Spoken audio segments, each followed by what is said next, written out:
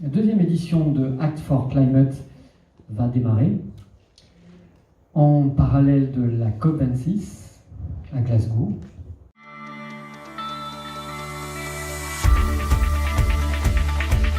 En ce moment même, à Glasgow, sont en train de se négocier un certain nombre de décisions très importantes que j'évoquerai très rapidement tout à l'heure et puis que j'imagine pendant les tables rondes, vous aurez ça aussi en détail.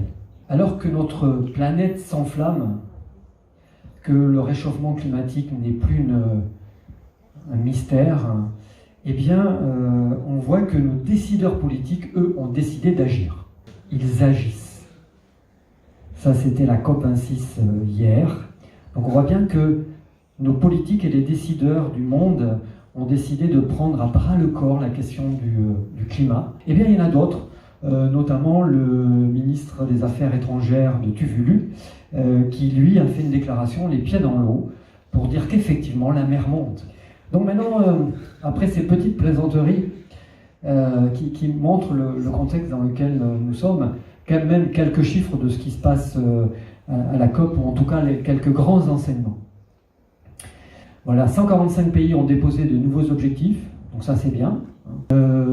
Parallèlement, il y a 44 pays qui n'ont pas déposé de nouveaux objectifs et 9 pays qui ont réduit leur ambition, ça c'est un vrai souci, dont évidemment l'Australie, le Brésil, l'Indonésie, le Mexique, la Russie, le Singapour, la Suisse et le Vietnam. Il y a un seul pays qui est aligné avec les objectifs de l'accord de Paris, de la COP21, c'est la Gambie.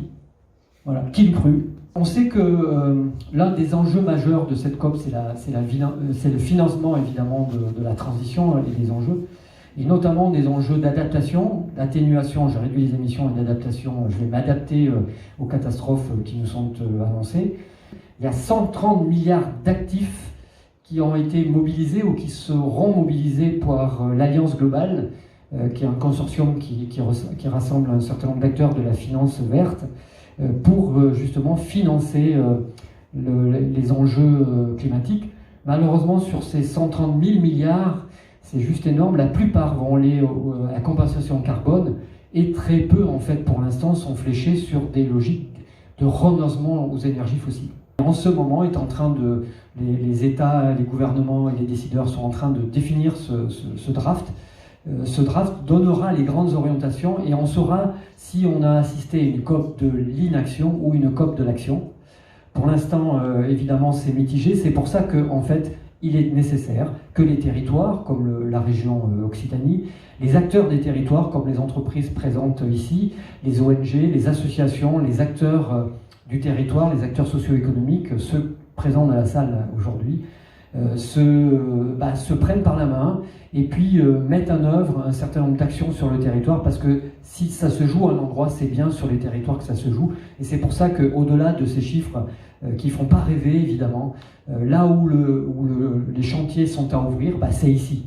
Voilà. Et donc c'est pour ça qu'il est important que sur les territoires et sur notre territoire Occitanie et ici présent, nous puissions agir, et nous allons vous donner les clés cet après-midi pour savoir mieux agir. Alors voilà comment on va se dérouler cet après-midi. Il y aura 3 tables rondes, emploi, numérique et finances. Ces tables rondes seront entrecoupées de petites capsules très pratico-pratiques pour les TPE, PME, pour vous donner des clés de comment agir, comment effectivement éviter la catastrophe annoncée, et pour que chacun puisse prendre réellement sa part, pas que pour des petits gestes, mais aussi des grandes actions. Et donc cet après-midi, pour changer de rythme entre les tables rondes, vous allez avoir ces capsules qui vous ont été conçues spécialement pour vous donner un certain nombre de clés pour l'action. Et enfin, le moment important de cette COP26 ici à la Cité, nous aurons les simulations de la COP, c'est-à-dire que vous allez contribuer à construire, ou vous essayez plus précisément aux négociations de la COP, comme ce qui est en train de se passer à Glasgow. Eh bien, on va le faire à Toulouse, et vous verrez que dans la négociation, c'est pas aussi facile que ça, puisque chacun d'entre vous va jouer un pays. Par petite équipe, vous allez jouer des pays, et certains vont jouer le Brésil, et certains vont jouer la Russie, et certains vont jouer la France, et certains vont jouer la Gambie peut-être, et là on verra si vous êtes plus ambitieux que ceux qui sont là-bas à Glasgow.